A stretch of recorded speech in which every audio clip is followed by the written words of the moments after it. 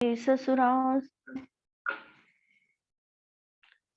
ससुरासुरमनुसिन्धवन्दिदं घोदघायिकं ममलं प्रणमामि वर्धमानं तित्थं धम्मस्य कर्तारं से पुनतिथयरे ससौवसिद्धे विशुद्धसद्भावे समनेयनानदंसन चरित तव विरियायारे ते सव्वे समगं पत्तेगमेव पत्तेगं वन्दामि अवट्टन्ते अर्हन्ते मानुषे खेत्ते किच्चारहन्ताणं सिद्धाणं ताणमो गणहराणम् अज्झावयवगानं साहूनं चेदि सव्वेसिं तेसिं विशुद्धदंसन नानपहाणासमं समासेज्य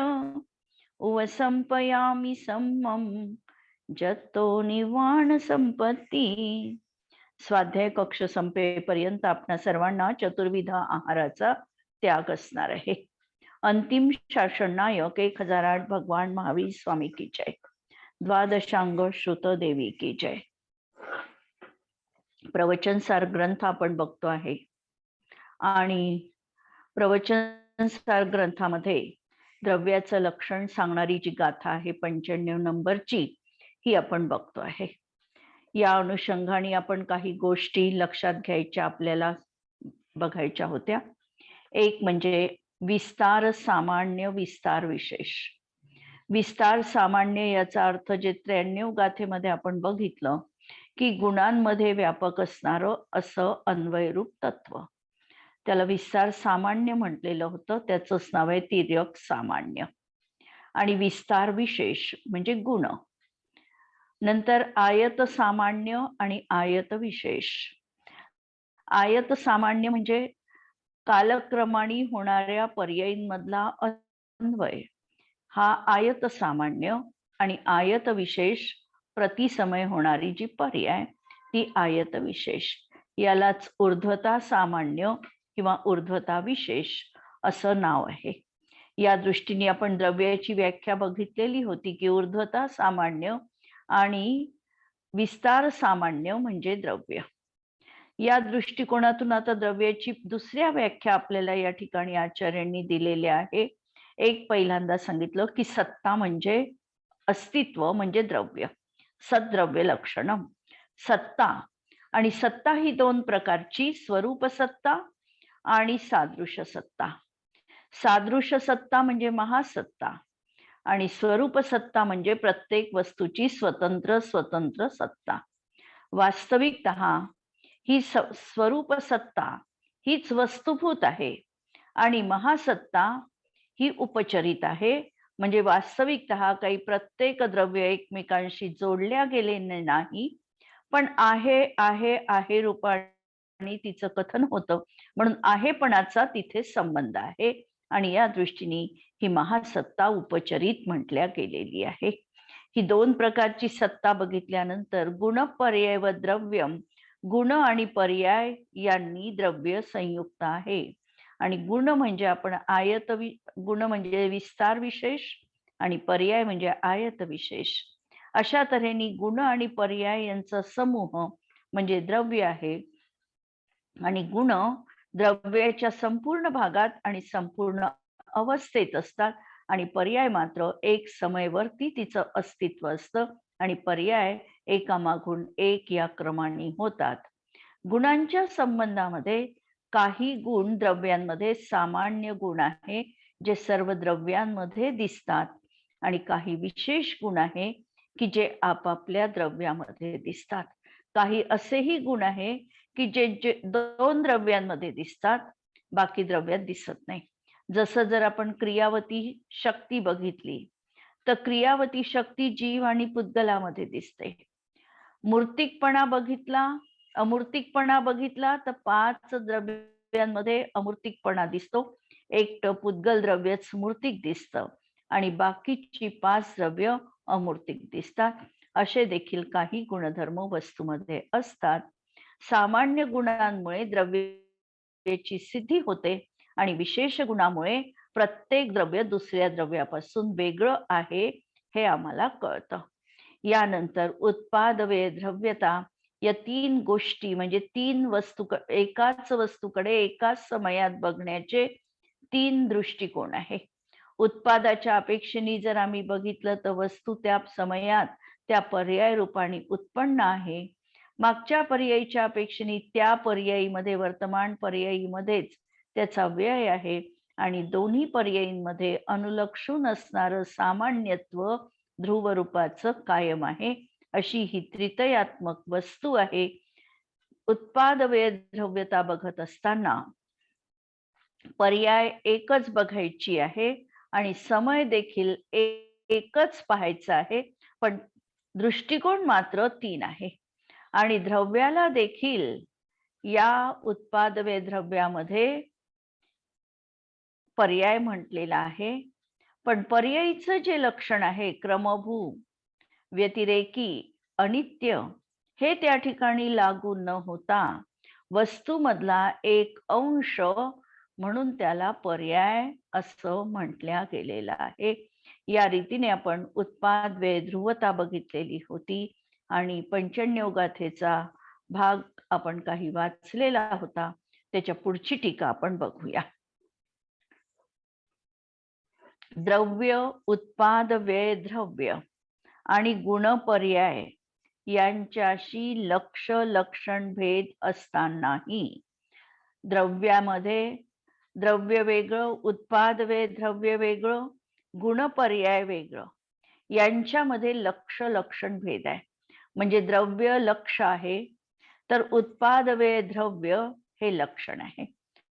उत्पाद याचा अर्थ द्रव्याची नवीन पर्याय होणं, द्रव्यात नवीन पर्याय होणं. व्यय याचा अर्थ पूर्व पर्यायीचा नाश होणं आणि द्रव्य याचा अर्थ दोन्ही याच्यामध्ये एकरूपता कायम असणं. सुवर्णाच्या उदाहरणावरून पुढे आचार्य सांगणार आहे आपल्याला. तर अशा प्रकारे उत्पाद, व्यय, द्रव्यता आणि गुणपर्याय यांच्यामध्ये देखील गुणामुळे द्रव्याची सिद्धी केली जाते. म्हणजे द्रव्य हे लक्ष आहे, गुण त्याचं लक्षण आहे. पर्यायीमुळे देखील तशाच प्रकारचा लक्षण भेद त्या ठिकाणी संभवतो.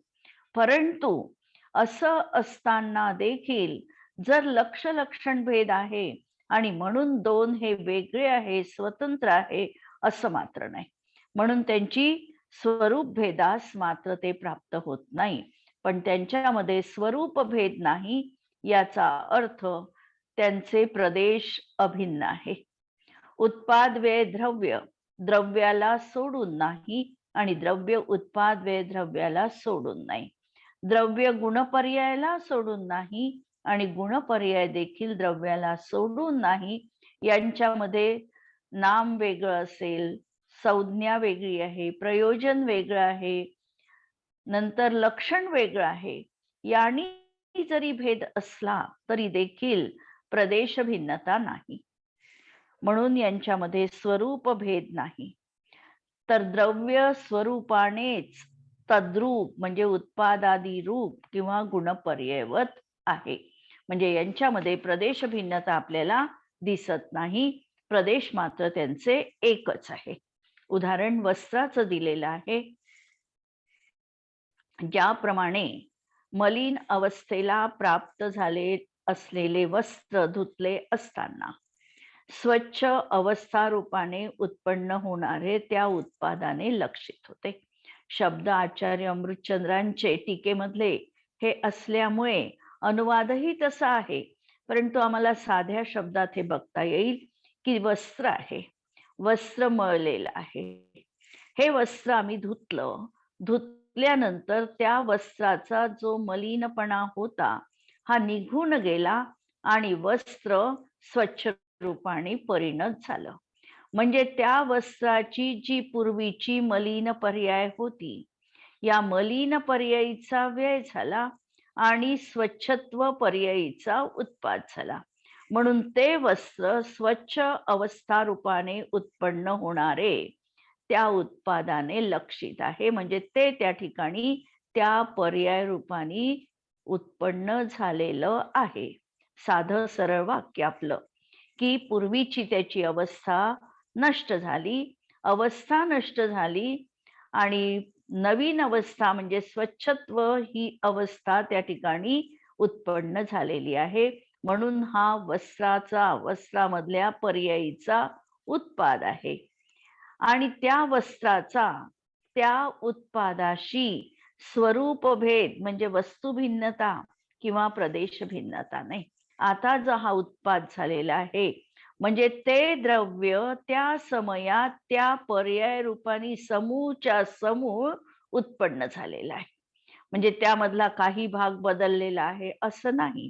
पूर्ण जे पर्याय होती ती पूर्ण पर्याय नष्ट झालेली आहे आणि ही नवीन पूर्णच्या पूर्ण द्रव्याची पर्याय उत्पन्न झालेली आहे. म्हणून त्या वस्त्राचा आणि उत्पादाचा स्वरूप भिन्नता नाही म्हणजे उत्पाद आहे. म्हणजे ती अवस्था त्या समयात त्या वस्त्राचीच झालेली आहे. तसेच पूर्व पर्यायाचा स्वीकार केलेले द्रव्य सुद्धा यथायोग्य बहिरंग साधनाचे सानिध्य असताना नानाविध अवस्थारूप परिणमते. आता पूर्वी जी अवस्था त्याची होती त्याही वेळेला ते द्रव्य त्या समयात यथायोग्य बहिरंग साधनांनी म्हणजे कोणत्याही तऱ्हेचं साधन बहिरंग साधन त्या ठिकाणी मिळालेलं असेल, चिखल उडलेला असेल, आणखी काही झालेलं असेल, त्यामुळे वस्त्र मलिन झालेलं आहे म्हणजे बहिरंग साधनाची उपलब्धता तिथे आहे आणि नाना स्वरूपकर्ता आणि स्वरूपकरण सामर्थ्यामुळे म्हणजे अंतरंग बहिरंग साधन तर त्या ठिकाणी अनेक प्रकारचे राहतील पण त्याही समयामध्ये अंतरंग कारण देखील तिथे विद्यमान आहे.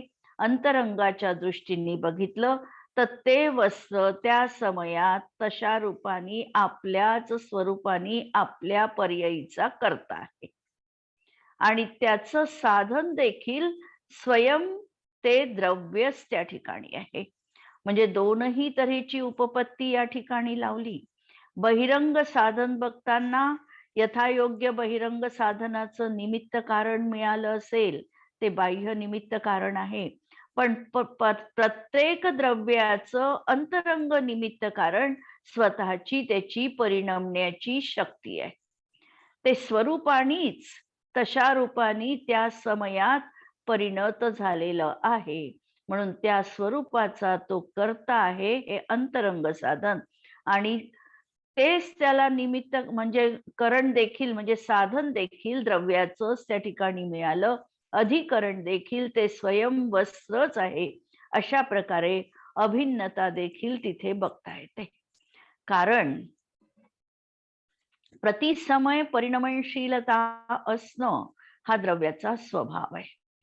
हा स्वभाव असल्यामुळे ते आपल्या स्वरूपाने प्रतिसमय परिणमते आहे. मग या परिणमनाचा कर्ता कोण असा जर त्या स्वभावाकडे लक्ष देऊन प्रश्न विचारला तर ते द्रव्य आपल्या पर्यायीचा आपणच करता या रूपाने आम्हाला बघावं लागेल आणि त्यासाठी साधन काय पडलं तर तेच द्रव्य त्याच्यासाठी साधन देखील पडलेलं आहे. अशा रीतीने स्वतःच्या सामर्थ्यानेच ते पूर्व पर्याय सोडून उत्तर पर्याय रूपाने परिणमित होते. असं ते स्वतःच त्यामध्ये उत्पाद रूप पर्याय उत्पन्न होते.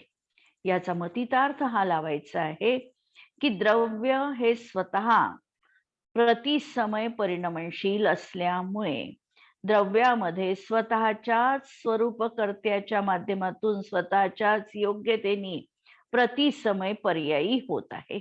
या पर्यायी होत असताना त्याची जी द्रव्याची उत्तर अवस्था झाली ही त्या द्रव्याची स्वयमेव त्या ठिकाणी झालेली आहे. तोच त्याचा कर्ता आहे आणि तेच त्याचं करण आहे. दुसरं कुठलंही त्यासाठी कार्यकारणपणा लावायची गरज नाही. हे स्वतः सिद्ध असं त्याचं परिणमन आहे.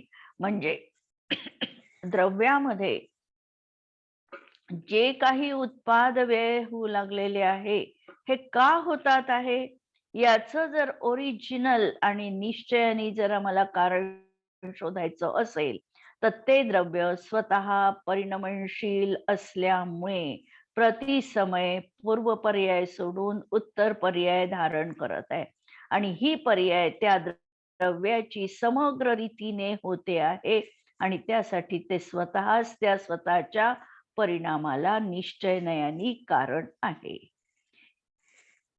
म्हणून ते स्वतःनी उत्पादाने लक्षित होते आणि त्या उत्पादाशी द्रव्याचा स्वरूप भेद नाही. स्वरूप भेद याचा अर्थ प्रत्येक वेळेला प्रदेश भिन्नता नाही, कारण तोच प्रदेश आहे. द्रव्य स्वयं स्वरूपानीच तसे उत्पाद रूप आहे. म्हणून मतितार्थ एक की द्रव्य स्वरूपानीच तसे उत्पाद रूपानी परिणत झालेले आहे. आणि जसे तेच निर्मल अवस्था रूपानी असलेले वस्त्र. आता निर्मल अवस्था त्याची ही वर्तमान अवस्था गृहीत धरायची आणि असं ते वस्त्र मलिन अवस्थेच्या रूपाने नष्ट होताना, आता त्या स्वच्छत्व निर्मल अवस्था रूपाने जेव्हा त्या वस्त्राचा उत्पाद आहे, त्या अवस्थेमध्ये आता मलिन अवस्था विद्यमान नाही. म्हणजे त्या पर्यायीकडे बघून आम्ही असं म्हणणार आहोत की याच्यामध्ये, या वर्तमान पर्यायीमध्ये मलिनतेचा अभाव आहे. मलिनतेचा अभाव आहे म्हणजेच या ठिकाणी व्ययरूपाने तो स्वभाव बघितला म्हणून ते वस्त्र व्ययरूप आहे. त्याचप्रमाणे उत्तर अवस्था रूपाने उत्पन्न होणारे तेच द्रव्य पूर्व अवस्थेच्या रूपाने नष्ट होत असताना त्या व्ययाने लक्षित आहे. म्हणून एकच पर्याय आम्ही बघितली, निर्मल पर्याय बघितली. तर निर्मल पर्याय उत्पाद रूप आहे असं कथन केलं. निर्मल पर्याय व्ययरूप आहे मागच्या पर्यायीच्या अपेक्षेने, हेही आम्ही त्या ठिकाणी म्हटलं. आणि ती व्ययरूप का आहे, तर ती आपल्या स्वरूपानेच व्ययरूप आहे. म्हणून त्या व्ययाशी द्रव्याचा स्वरूप भेद पण नाही आणि स्वरूपाने द्रव्य व्ययरूप आहे. आणि ज्याप्रमाणे तिसरं द्रव्यासाठी की ज्याप्रमाणे एकाच वेळी उत्तर पर्याय रूपाने उत्पन्न, उत्तर पर्याय म्हणजे निर्मल पर्याय घ्या, निर्मल पर्याय रूपाने उत्पन्न पूर्व पर्याय रूपाने नष्ट असे वस्त्र, अशा वस्त्रपणाच्या अपेक्षेने द्रव्य रूपाने असणारे द्रव्याने लक्षित आहे. आणि 2 मध्ये म्हटलं की मागच्या पर्यायी ते वस्त्र होतं आणि आताही ते वस्त्र आहे. या 2 पर्यायींच्या अपेक्षेने जेव्हा आम्ही 2 मधलं साधर्म्य बघितलं, नित्यता अंश बघितला, त्यावेळेला ते वस्त्र रूपाने आम्हाला द्रव्य रूप दिसलेलं आहे. आणि द्रव्याचा देखील वस्तूशी स्वरूप भेद नाही, ते स्वरूपानेच द्रव्य रूप आहे. याप्रमाणे एकाच वेळी पूर्व पर्यायाने व्ययरूप, उत्तर पर्यायाने उत्पाद रूप ते द्रव्य अवस्थायी द्रव्यत्व रूपाने ध्रुवरूप असणारे द्रव्याने लक्षित होते. म्हणून यामध्ये लक्षात एक घ्यायचं की एकाच वेळी आणि एकच पर्याय, पण अपेक्षा मात्र द्रव्यामध्ये 2 पर्यायींची लावलेली आहे.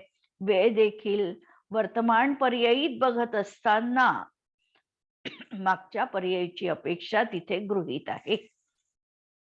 असं द्रव्याने त्याचा स्वरूप भेद नाही, तर स्वरूपानेच ते द्रव्य रूप आहे.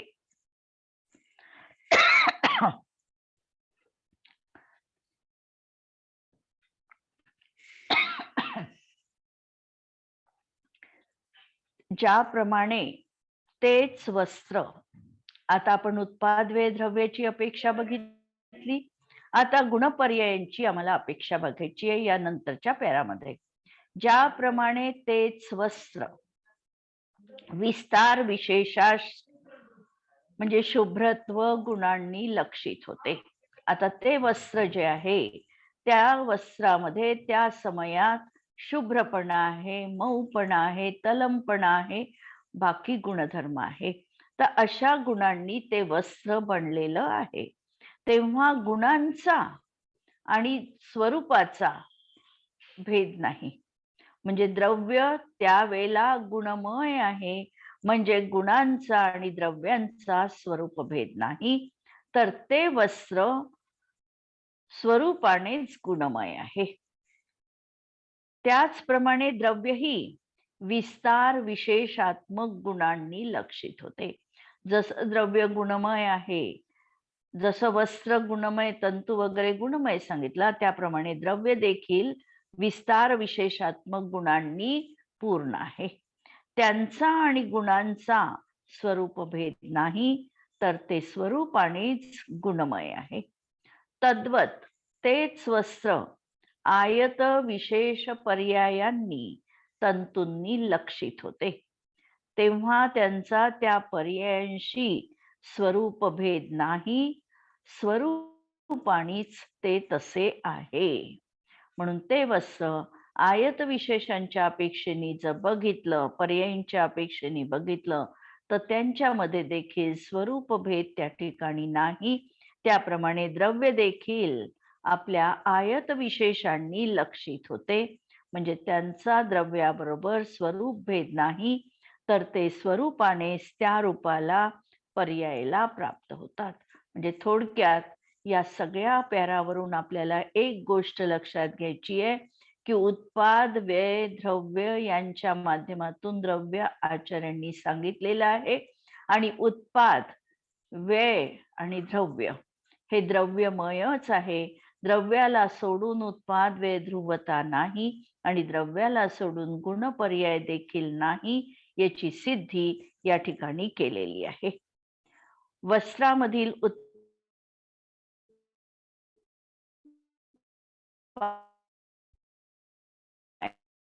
से पृथक नाही, वस्त्राशी ते तन्मय स्वभावाने त्याप्रमाणे वस्तुंत्रातील उत्पाद, द्रव्य आणि गुणपर्याय हे द्रव्यांपासून पृथक नसून द्रव्याशी तन्मय आहे. द्रव्य ही स्वभावाने तद्रूप आहे. वस्तू, द्रव्य, गुणपर्याय, उत्पाद, वे द्रव्य या सर्वांचे अस्तित्व एकच आहे. सर्व मिळून एक अखंड वस्तू आहे. अशा प्रकारे या गाथेचा आपल्याला भावार्थ बघितला. आता सारांश आणि ही गाथा आपण बघूया. द्रव्य हे स्वभाव भेदरहित, स्वभाव भेदरहित याचा अर्थ स्वतःच्या स्वरूपाला न सोडता प्रत्येक द्रव्य हे स्वतंत्र स्वतंत्र सद्रूप आहे, आणि म्हणून स्वभाव भेदरहित किंवा महासत्ता जरी त्या ठिकाणी सांगितल्या गेली असली तरी महासत्ता उपचरित आहे, आणि स्वरूप सत्ता म्हणजेच द्रव्य आहे.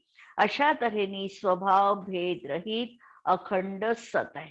अखंड सत आहे याचा अर्थ सत आहे, याचा अर्थ गुणपर्यायवान आहे आणि उत्पाद, व्यय, द्रव्यवान आहे. द्रव्याचा स्वभाव, अस्तित्व सामान्य रूप अन्वय आहे. द्रव्याचा परिचय हा उत्पाद, व्यय, द्रव्य आणि गुणपर्यायांच्या द्वारा केला जातो. विस्तार विशेष म्हणजे गुण आहे. गुण सामान्य आणि विशेष रूपाने दोन प्रकारचे आहे, आणि पर्याय म्हणजे कालक्रमाने होणारे विशेष आहे. पर्यायी चार प्रकारचे आहे. एक समान जातीय द्रव्य पर्याय, एक असमान जातीय द्रव्य पर्याय, पुद्गला पुद्गलामधली समान जातीय द्रव्य पर्याय, आणि जीव पुद्गलामधली असमान जातीय द्रव्य पर्याय. त्याचप्रमाणे गुणपर्याय देखील दोन प्रकारचा, स्वभाव गुणपर्याय आणि विभाव गुणपर्याय. ज्यांनी स्वाभाविक सिद्ध दशा प्राप्त केलेली आहे अशा सिद्धांचा, परमाणूचा आणि बाकी चार द्रव्यांचा गुणपर्याय स्वभाव गुणपर्याय आहे. आणि अजून संसार अवस्थेमध्ये उपाधिजन्य जे विभाव भाव आहे त्यांना विभाव गुणपर्याय म्हणायचं. अशा तऱ्हेने द्रव्य, उत्पाद, वे द्रव्य आणि गुणपर्याय अशा यांच्यामध्ये जरी लक्ष लक्षण भेद आहे, आता आपण स्पष्टीकरण बघितलं, लक्ष तर द्रव्य आहे आणि त्याचं लक्षण उत्पाद व्यय द्रव्य आहे किंवा गुणपर्याय हे त्याचं लक्षण आहे. लक्षण आणि लक्षणाने भेद आहे, परंतु असं असलं तरी देखील स्वरूपाने भेद नाही, म्हणजे प्रदेश भिन्नता नाही, प्रदेश तेच आहे, वस्तू देखील तीच आहे. द्रव्य स्वरूपाने उत्पाद रूपे, रूपपणा आणि द्रव्य रूपणे, म्हणजे मुळातच वस्तूचा भाव आहे. प्रतिमय पर्याय त्याच्यात उत्पन्न होणार रूपाने द्रव्य उत्पाद रूप म्हटल्या जाणार. प्रतिसमय एक पर्याय नष्ट होते आहे प्रतिसमय, तर ती त्या वर्तमानपर्यायी वेळ बघितली गेली आणि तरी देखील एक अन्वयारा नित्यांश त्यामध्ये कायम आहे, द्रव्यपणा विद्यमान आहे. असं द्रव्य स्वरूपात त्रितयात्मक म्हटलं जातं. द्रव्य स्वरूपामय देखील, कारण गुण नाही आणि द्रव्य आहे असंही कधी घडत नाही, आणि द्रव्य आहे आणि गुण नाही असंही होत नाही, किंवा द्रव्याची पर्याय कोणती न कोणती नाही आणि द्रव्य आहे असंही संभवनीय नाही, आणि द्रव्य आहे आणि पर्याय नाही असंही संभवनीय नाही. एक उदाहरण आपण बघू शकतो यासाठी, की आम्हाला जर सोनं बाजारात घ्यायचं आहे विकत, आणि आम्ही म्हटलं की सोनं आम्हाला कोणत्याही पर्याय रूपात नकोय, आम्हाला केवळ सोनंच हवं आहे, असं जगामध्ये कुठलंही सोनं आपल्याला उपलब्ध होऊ शकत नाही. सोनं जर आम्हाला पाहिजे असेल तर सोन्याची कुठली ना कुठली अवस्था आम्हाला घ्यावी लागेल. एक बिस्किट रूपात घ्या, कंकण रूपात घ्या, पाटली रूपात घ्या, हार रूपात घ्या, कोणत्या तरी एका पर्यायी मध्येच आम्हाला सोनं मिळू शकणार आहे. पर्याय विरहित द्रव्य हे जगामध्ये असू शकत नाही. कोणती ना कोणती पर्याय प्रतिसमय असणारच आहे आणि गुण देखील वस्तूमध्ये असणारच आहे. आम्हाला निर्गुण वस्तू पाहिजे आहे, तर निर्गुण वस्तू जगामध्ये कुठलीही नाही, कारण हा ज्ञेयाधिकार आहे आणि ज्ञेयाधिकारात आचार्य ही गोष्ट सिद्ध करणार आहेत किंवा केलेली आहे की वस्तू आहे म्हणजे द्रव्य आहे, तर ते गुणांनी आणि पर्यायांनी संयुक्तच आहे. आणि दुसरी गोष्ट या ठिकाणी उत्पाद व्यय ध्रुवता हा त्याचा देखील स्वभाव आहे. या स्वभावाने ती निरंतर विद्यमान असणार आहे.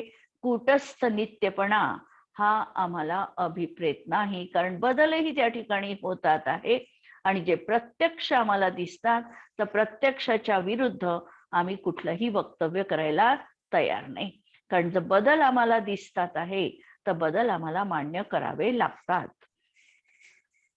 तत्वार्थ सूत्रामधल्या 3 सूत्रांचा सारांश या 95 नंबरच्या गाथेत आलेला आहे.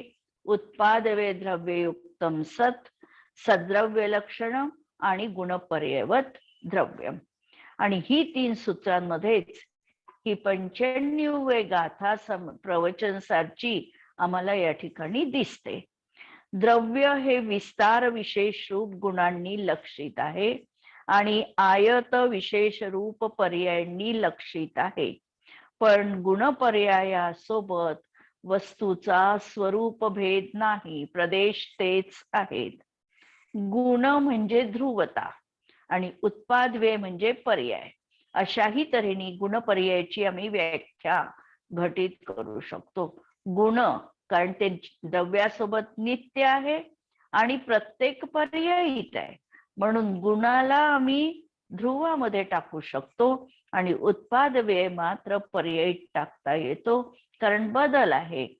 आता जी अवस्था आहे ती दुसऱ्या समयात नाही, म्हणून उत्पाद व्यय पर्यायीमध्ये घटित करायचा.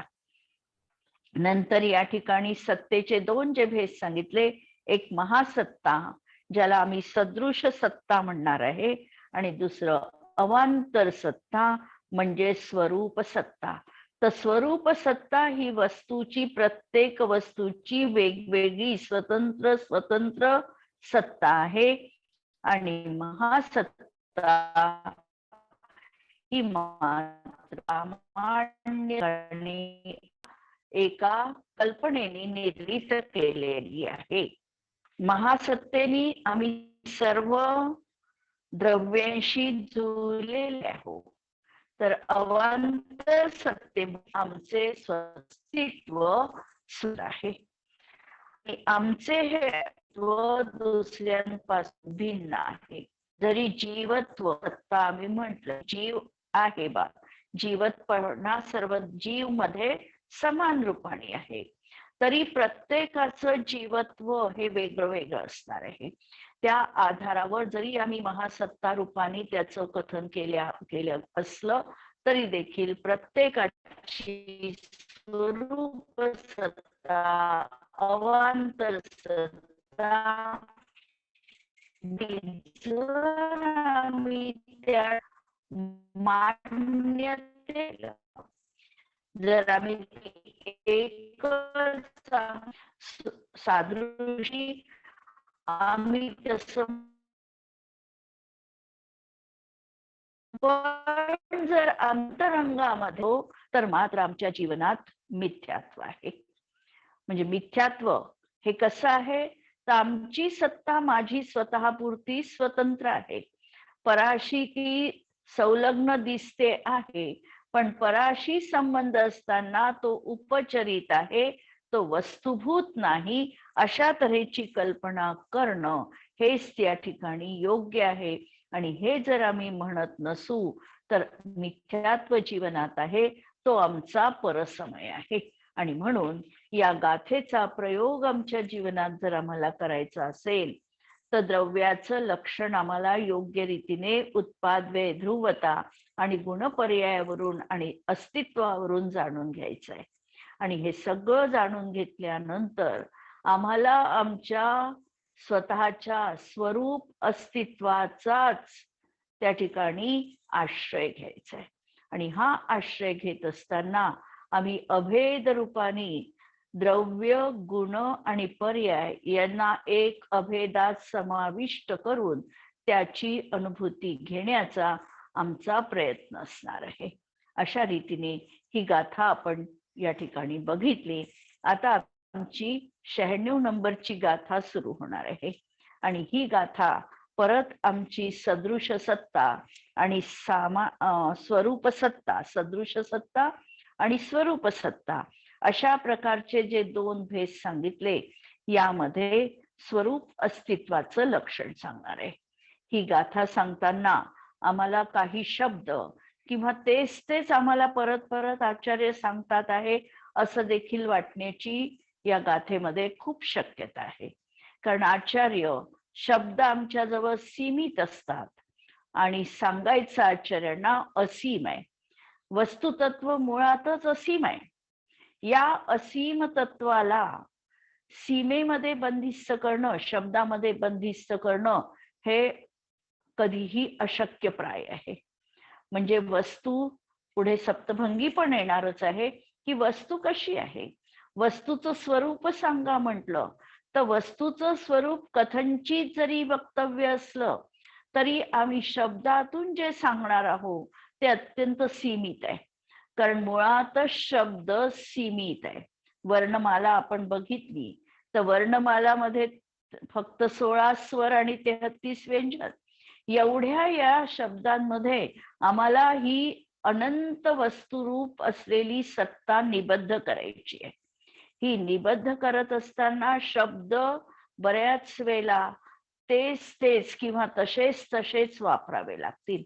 जसं आम्हाला सिद्धी करायची आहे द्रव्याची सिद्धी करताना आचार्यांनी उत्पाद, व्यय, ध्रुवता ही सांगितली. आणि यांचं कथन करत असताना किंवा यांची सिद्धी करत असताना आचार्यांनी द्रव्याची सिद्धी करायची असेल तर उत्पाद, व्यय, ध्रुवतेचा आधार घेतला. आणि उत्पाद, व्यय, द्रव्यतेची सिद्धी करायची असेल तर द्रव्याचा आधार घ्यावा लागतो. म्हणजे यांची सिद्धी जर आम्हाला करायची असेल तर एकमेकांच्या साह्यानेच एकमेकांची सिद्धी केल्या जाते. जर आम्हाला अस्तित्व गुणधर्म सिद्ध करायचा आहे वस्तूमधला, तर अस्तित्व गुणधर्म सिद्ध करण्यासाठी आम्हाला नास्तित्व धर्माची मदत घ्यावी लागते, की याचं पहा नास्तित्व आहे वस्तूमध्ये म्हणून ही वस्तू अस्थिरूप आहे. आता आम्हाला नास्तित्व गुणधर्म सिद्ध करायचा आहे, तर आम्हाला अपरिहार्य रीतीने अस्तित्वाचाच अवलंब घ्यावा लागतो. कारण दोनही असे गुणधर्म आहे की एकमेक तर वस्तूमध्ये निरपेक्ष रीतीने विद्यमान आहे. अस्तिपणाला नास्तिपणाची गरज नाही. परंतु सिद्धी करायची असेल तर सिद्धी करताना आम्हाला त्या अनुषंगाने एकमेकांची सिद्धी करण्यासाठी गरज भासणार आहे. व्यवहारामधलं आपण उदाहरण बघू शकतो. जर आम्हाला एखाद्या वस्त्राची शुभ्रता दाखवायची असेल तर आम्हाला मलिन वस्त्र कसं असतं ते पण त्या ठिकाणी लक्षात घ्यावं लागणार. म्हणजे मलिनतेवरून शुभ्रतेची सिद्धी होणार. आणि आम्हाला आता मलिनता सिद्ध करायची आहे तर आम्हाला परत शुभ्रतेचीच मदत घ्यावी लागणार, की ही असते शुभ्रता, ही बघ. आणि त्याच्या पुढे हे अजूनही मलिन आहे, पूर्ण स्वच्छ झालेलं नाही. हे आम्हाला त्या ठिकाणी एकमेकांच्या आधारावर सिद्धी करावी लागते. पण वस्तूमध्ये मात्र ते गुणधर्म हे एकमेकांवर अवलंबून नाही, ते निरपेक्ष रीतीने विद्यमान आहेत. म्हणून आम्हाला या गाथेमध्ये खूपसे शब्द समान दिसणार आहे, पण त्याच्यामध्ये देखील आम्हाला काही आम्ही महत्वाचा भाग या गाथेचा घेणार आहे. टीकेचा पूर्ण टीका या ठिकाणी वाचणार नाही. काहीच महत्वाचा भाग मी या ठिकाणी वाचणार आहे, आवश्यक आहे तेवढाच. आज आपण इथे थांबूया. जिनवाणी के ज्ञान ते सूझे लोकालोक, सो जिनवाणी मस्तक नमो सदा देत हो घोक. नमो अरिहंताणम, नमो सिद्धाणम, नमो आयर्याणम, नमो उच्चायाणम, नमो लोये सव्वसाहुणम.